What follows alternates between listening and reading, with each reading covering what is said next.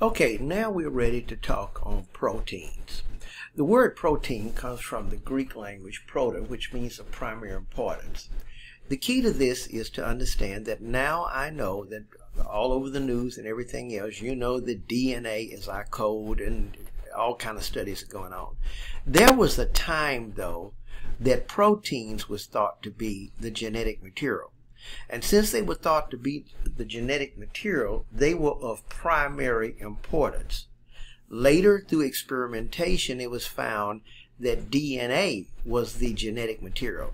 And as a matter of fact, DNA determines proteins. The only job that DNA determines directly is to dictate the primary structure of a protein. Now, I realize you don't know what primary structure is. We'll come to that in either this video or the next one. But DNA is of utmost importance, and then it determines proteins. So the word protein was coined before it was found that DNA was our genetic material, and the belief that this substance now called proteins was the genetic material. Okay, in the past, when it came to the lipids and the carbohydrates, we spoke that started with the monomer form, carbohydrate, monosaccharide, let's say lipid, fatty acid, and then we proceeded to build up to the polymer. In this case, the protein is actually the polymer. So we will retrospectively go back and find out what the monomer is. And the monomer of a protein is something known as an amino acid. An amino acid. Okay, and we'll come to that. Proteins have a lot of functions. Lots of functions. As you can see, some are contractile, like in muscle, regulatory, enzymes, which is going to be our key. Now, enzymes is going to be our big subject. Big subject. Structural, collagen, that's what's in the skin and other places. Transport, hormones, immune. We even have what we call shock proteins. But anyway, proteins have a whole plethora of functions, and we will discuss some of those. And some of those we won't discuss because we'll see them as we proceed through ANP1 and ANP2. Now, as I alluded to, proteins are made up of an amino acid. Here is the basic structure, the generic structure of an amino acid. Okay. We have 20 naturally occurring amino acids. Dr. Clark, what does that mean? That means that nature makes 20 of them. Well, why say that? Because there are more being made. The food industry makes some artificial ones, but 20 naturally occurring. This is the generic structure of amino acids. Now let's examine this. All 20 amino acids have this generic structure. So we'll start. On one end, we go back to those functional groups I mentioned. We have the carboxyl end. Carboxyl groups, as you recall, impart acidic properties. On the other end, we have an amine group. Remember, it gives basic properties in pH, acidic and basic.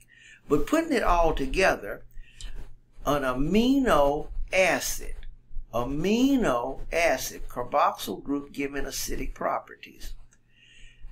Now, if all of these have this generic structure, we have 20, where's the variability? The aura group. The aura group in chemistry is like X in math. You know, X stands for a variable. So that would automatically mean there are 20 different auras. 20 different of these aura groups we'll see. Because the amino acid has an acidic end in the same molecule and a basic end in the same molecule, it can throw protons around. Remember, a proton donor is an acid and a proton acceptor is a base. Well, in certain cases, if an amino acid is sitting by itself, the H here will kick off and be taken to the amine group, which it wants. So that means it's amphiprotic. Where did that word come? Amphi. Remember I mentioned ambidextrous? Ambidextrous. Protic, proton. It can throw that proton around. Amphiprotic. Okay? Remember we had something we call amphiphatic before, which was where the phospholipids had a end that liked water, hydrophilic, and another end that didn't, hydrophobic. So we use that in chemistry, this amphi. All 20 naturally occurring has the characteristic basic group in carboxyl we mentioned. The difference is in the R group. If you read my PowerPoints, I've kind of tried to lay it out in a sequential fashion. Here again is another picture showing the R group and so forth. Here again is another one showing the various types. And right here in the white boxes are where the variable groups would be. That would be the R groups, and you can see what we have. Now, since we have 20 naturally occurring, some are polar, non-polar, and so forth. Let me explain that to you. Remember that polarity meant that you had to have atoms in that group that had electronegativities different. But the electronegativities were not different enough generally to pull the electrons. So in this case, these are non-polar. There's no difference of any great extent between carbon and hydrogens. So these are non-polar. These right here being non-polar, i.e. non-charged, would not dissolve as easily into water. Now they will because of the fact you got these ends here that are charged. But they are not going to dissolve as much as these. These are polar. Right here, here's the hydroxyl, polar, polar. Sulfhydryl, polar. Sulfur is more electronegative than hydrogen. Remember, in biochemistry, the four highly electronegatives are sulfur, oxygen that you have, and so nitrogen, and so those, and phosphorus. All right. Polar. So these would be polar. They will dissolve better in water. Now these down here will dissolve even better than those because right here, there's a second carboxyl group, which would give it acidic, and that would really give it charged. Here you got a second amine group. When I say second, in addition to the usual and customary one. So of the 20 amino acids, they possess different properties, but the difference in properties depends on that R group. So we go further. This is nonpolar, so I've kind of laid it out to show you, like glycine. Right here, another example. Here would be nonpolar, some more that I mentioned. Here would be a polar. See the OH group? Okay, kind of read through my PowerPoints. Here would be polar. Electrically charged, to show you that carboxyl group in some of them, like glutamic acid. Another example there. Okay. So again, I've given several examples that some I've taken out from other texts, and some I've done myself to show you, so you have plenty examples to look at that I've provided for you within this particular deal. Okay. Now, as I alluded to, the amino acid is the monomer form. Well, the polymer are proteins and polypeptides. Okay, now we go back to good etiquette. Where have I brought up etiquette before? Think about it. I brought up etiquette when it came to the carbohydrates. I said if you have one monosaccharide, you have a monosaccharide, two a disaccharide. If you had 3 to 10, you could call it polysaccharide. But I say good etiquette would say an oligo. And if you had 11 or greater, then you would say a polysaccharide. Well, here's kind of the same scenario when it comes to proteins. If you have, let's say, joined together, the polypeptides are joined together. These are by something we call a peptide bond. So let me backtrack. Joined together by a peptide bond. A peptide bond is a covalent bond because all organic chemistry is covalently bonded, but it's a special bond name for the bond hooking amino acids together. Just like the glycosidic bond was the special name to hook monosaccharides. So covalent bond. Once it forms, it bends into a certain shape.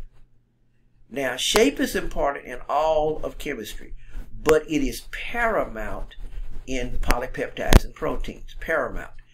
If you bend it out of shape slightly, it may entirely lose its function, which we call to denature.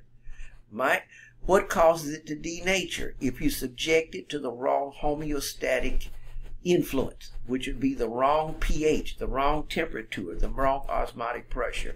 So shape is important.